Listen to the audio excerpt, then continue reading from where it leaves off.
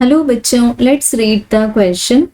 The circuit diagram shown consists of a large number of elements. Each element has two resistors R1 and R2. The resistance of the resistors in each subsequent element differs by a factor of K equals to half from the resistance of the resistors in the previous elements. The equivalent resistance between A and B shown in figure is. So यहाँ question में हमें दिखाया हुआ है एक circuit diagram जिसमें काफ़ी सारे रेजिस्टर्स कनेक्टेड हैं। अब यहाँ पर हम देख सकते हैं कि एलिमेंट्स से बना हुआ है ये टिपिकल नेटवर्क।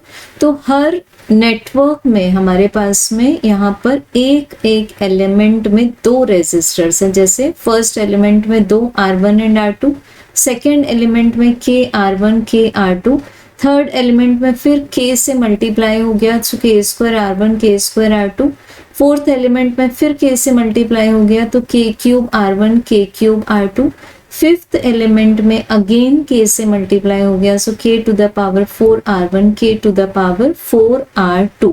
सो ये हमें क्वेश्चन में गिवन है कि के की न्यूमेरिक वैल्यू दी हुई है हाफ। अब हमें फाइंड करना है कि ए एंड बी के बीच में इक्विवेलेंट रेजिस्टेंस क्या होगा। सो इम्पॉर्टेंट बात है यहाँ पर कि जब हम सर्किट के हर एलिमेंट को means when each element of the circuit is multiplied by के, इट मीन्स क्या हुआ कि जो भी इक्विवेलेंट रेजिस्टेंस मिलेगा वो भी हमारे पास में के टाइम्स हो जाएगा ऑफ द ओरिजिनल रेजिस्टेंस। सो मान लेते हैं हम कि ए एंड बी के बीच का resistance it means R A B को एज्यूम कर लेते हैं, let this be x. So सबसे पहला जब एलिमेंट लेंगे हम तो यहाँ पर R1 एंड R2 लगे हैं। अब ये दोनों पॉइंट्स को हम नेम कर लेते हैं, let these are C and D। So हम लोग नेटवर्क को किस तरह से डिवाइड कर देंगे, ब्रेक कर देंगे। This is A, this is point B। First resistance है हमारे पास R1, second resistance is R2 और यहाँ से लगी हुई है wire and this point is C, this is D। अब C एंड D को हम कंटिन्यू कर देंगे तो this is C point, this is D point. हम यहाँ पर R2 को एक ही बार कंसीडर करेंगे। सो हमें अब फर्स्ट रेजिस्टेंस क्या मिल जाएगा यहाँ से के R1 and the second resistance of this element is KR2। so अब ये डायरेक्टली ज्वाइन हो गया। देन नेक्स्ट एलिमेंट में हमें नेक्स्ट रेजिस्टेंस मिलेगा k square R1 and this second resistance of this element will be k square R2।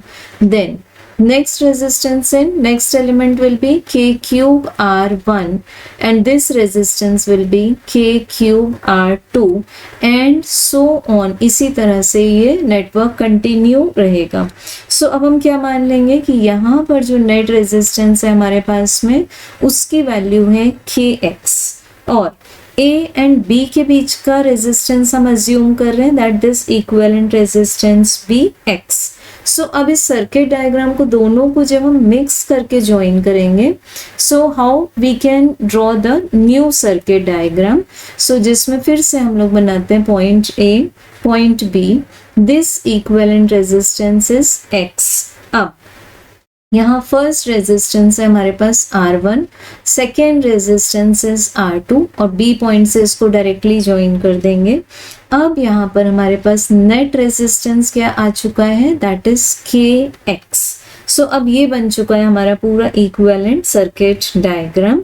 सो अब यहाँ से हम देख सकते हैं कि KX and R2 are connected in parallel combination and then इस parallel combination के साथ में R1 connected है series combination में। सो हमें X का answer means equivalent resistance between A and B क्या मिल जाएगा, this is equals to R1 in series। तो सीरीज में हम सम कर देते हैं। then this is connected to R2 parallel combination with KX। सो हमारे पास में X का एक्सप्रेशन आएगा R1 plus R2 multiplied by KX divided by R2 plus KX। सो अब हम लोग R1 को शिफ्ट कर देंगे लेफ्ट साइड में.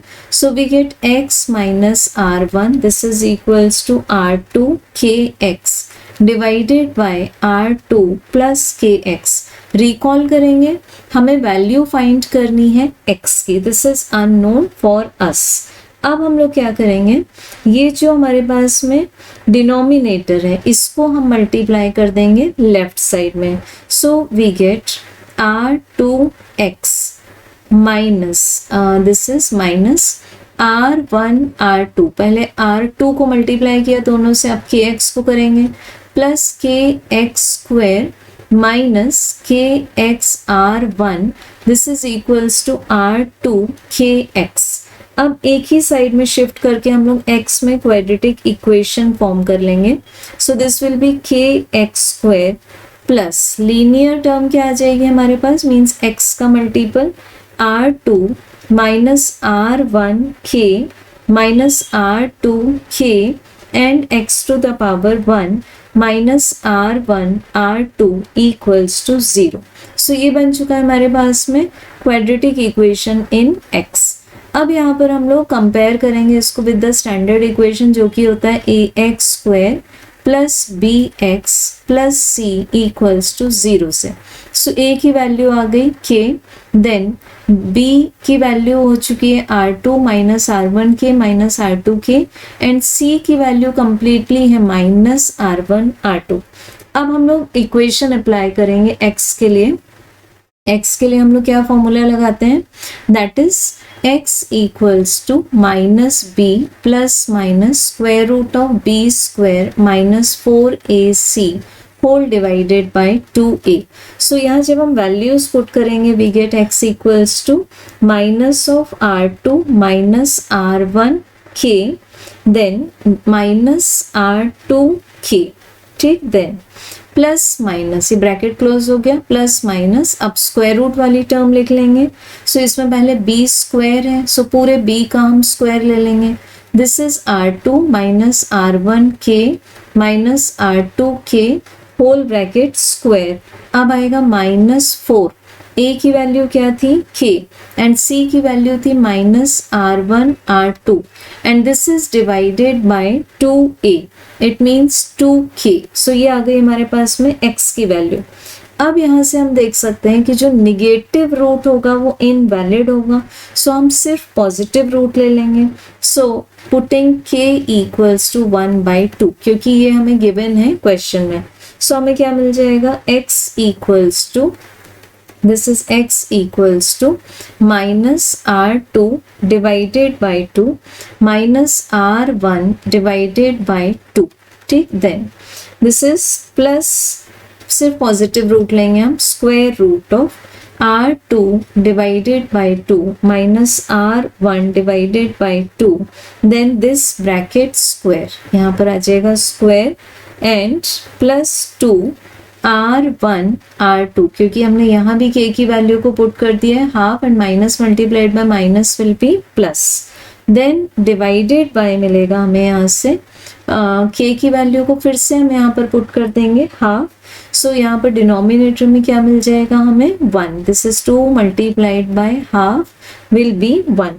सो हमें x का आंसर मिल जाएगा x equals to R1 minus R2 plus square root of R1 square plus R2 square plus 6R1 R2 this is whole divided by 2.